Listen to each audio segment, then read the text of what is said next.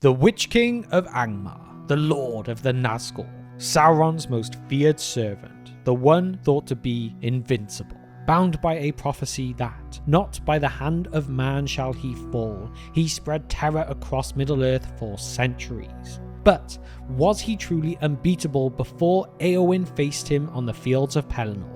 Today we're delving deep into the lore to explore whether the Witch King's demise was destined to happen at Éowyn's hand, or if others might have stood a chance against him if they had been brave enough.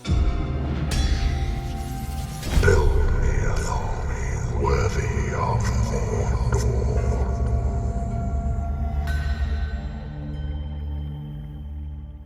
Out of the wreck rose the Black Rider, tall and threatening, towering above her. With a cry of hatred that stung the very ears like venom, he let fall his mace. Her shield was shivered in many pieces, and her arm was broken. She stumbled to her knees.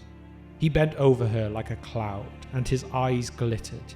He raised his mace to kill. But suddenly he too stumbled forward with a cry of bitter pain, and his stroke went wide, driving into the ground. Merry's sword had stabbed him from behind, shearing through the black mantle, and passing up beneath the hauberk had pierced the sinew behind his mighty knee. "Éowyn! Éowyn!" cried Merry, then tottering, struggling up, with her last strength she drove her sword between crown and mantle, as the great shoulders bowed before her.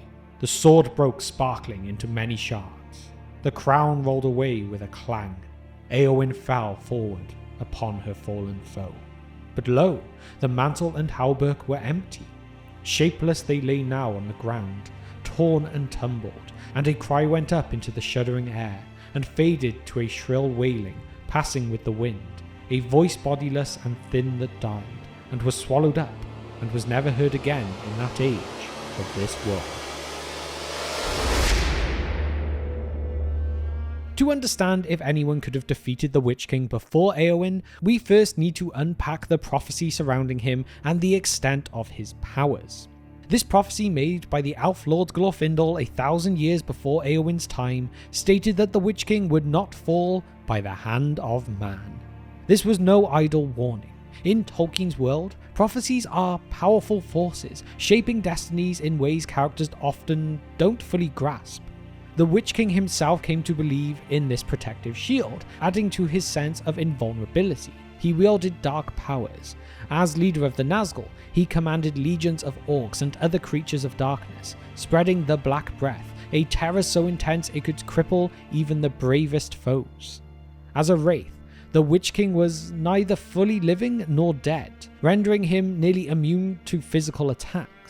This state, combined with his connection to Sauron and the One Ring, made him a formidable force in Middle-earth. But despite these powers, the question remains, was he truly invincible, or was there perhaps a loophole in the prophecy's wording? Throughout his long reign of terror, the Witch King fought in numerous battles. He faced some of Middle-earth's most powerful beings, often escaping without injury. During the Angmar Wars, he led assaults against the Kingdom of Arnor and encountered Glorfindel at the Battle of Fornost. Glorfindel, the elf lord returned from death, commanded a unique status in Middle-earth, wielding immense spiritual authority. The Witch King's retreat from Glorfindel suggests he feared him, or at the very least, sensed Glorfindel's power. Yet Glorfindel didn't pursue him. Instead, he uttered the prophecy that not by the hand of man would he fall. This moment hints that the Witch King, though immensely powerful, wasn't beyond harm from the right adversary. Years later, Gandalf encountered the Witch King at Minas Tirith's gates. While his clash in the books is more implied than physical, it suggests that Gandalf as a Maya could match the Witch King if not overpower him. And of course, as Gandalf the White, he really wielded greater power than he ever did as the Grey. Then perhaps if you consider Aragorn, though not a direct match in battle, he did demonstrate the ability to confront the Nazgûl. He protected the hobbits at Weathertop, using fire to repel the wraiths, and later as Isildur's heir, with a reforged Anduril in his hand. Aragorn would have been one of the few men potentially capable of challenging the Witch King, although you could have perhaps argued that with Éowyn at one time, and that never seemed to end as well. Maybe destiny chose a different path for these challenges. And you could also consider a couple of potential what-ifs. You must always consider Tom Bombadil, the enigmatic master of his realm, the one unaffected by the ring, and the one that's often seen as a bit of a wild card in Middle-earth. Could he have dealt with the Witch King if they ever came together? Perhaps, but as we know from Bombadil, he really showed so little interest in meddling with anything with the wider struggles beyond his borders. So, like most things with Bombadil, even if he could, the real question that comes from him is usually, would he? And then what about the likes of Elrond or Galadriel, two of the elves who wielded rings of power, but were perhaps known more for their wisdom and strength? Their roles were very often more for protection rather than direct confrontation, even though they may have had to fight in battles as well. Their roles as protectors would likely have steered them away from any direct encounter either, so again, that one is unlikely. It would really end up being a lot of certain things having to come together at the right time, maybe not as easy as a one-on-one fight.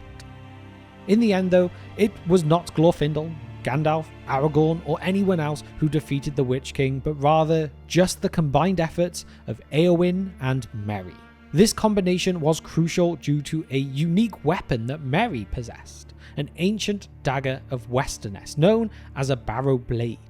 The barrow blades were created by the Dunedain of Cardolan during their conflict with Angmar, specifically forged to fight against dark entities like the Witch King.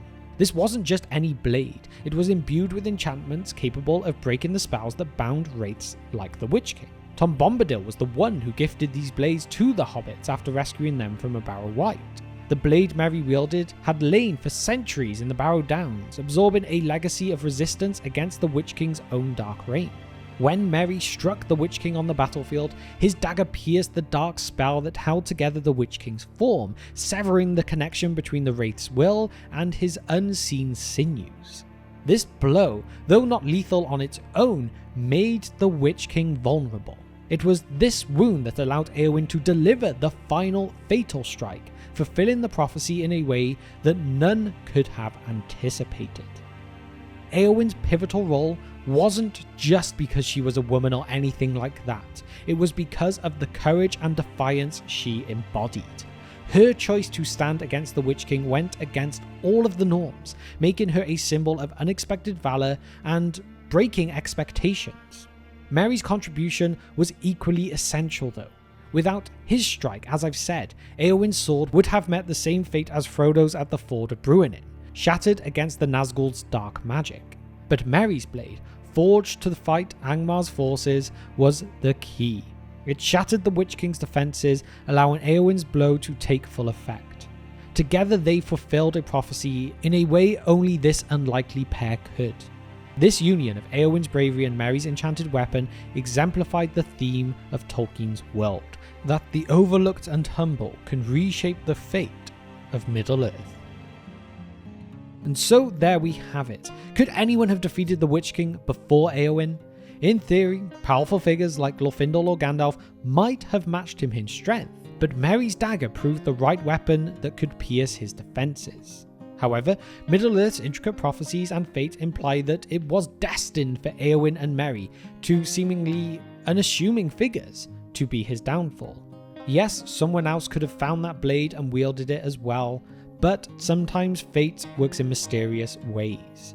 Tolkien's stories often emphasize that the small and humble can alter the course of history. Éowyn and Merry embodied this theme perfectly, proving that even the mightiest can fall to the courage of those deemed unlikely heroes. At the end of the day, the question is less about who could have defeated the Witch King and more about why it happened as it did. His end was a culmination of a prophecy, of courage, and the spirit of Middle-earth's free peoples.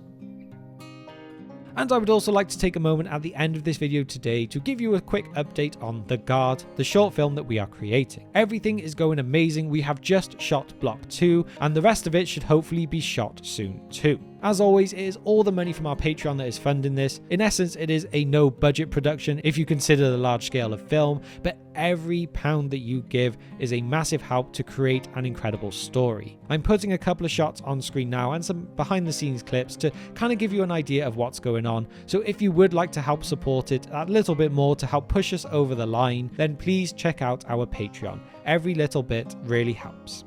And now it is time for my question of the day, which is, do you think someone else could have defeated the Witch King before Éowyn and Merry? Could Glorfindel, Gandalf, or an unexpected hero have found a way? Let me know your thoughts and theories on this in the comment section down below. And now it is time to give a massive thank you to our patrons who continue to support the channel. You are all amazing. And if you have reached the very end of this video with me today and you haven't subscribed to the channel, please consider doing so. It would massively help us out. And why not drop a like on the video as well? And with that, all I can say is, thank you for spending just some of your time with me today, and I will see you next time on The Broken Sword.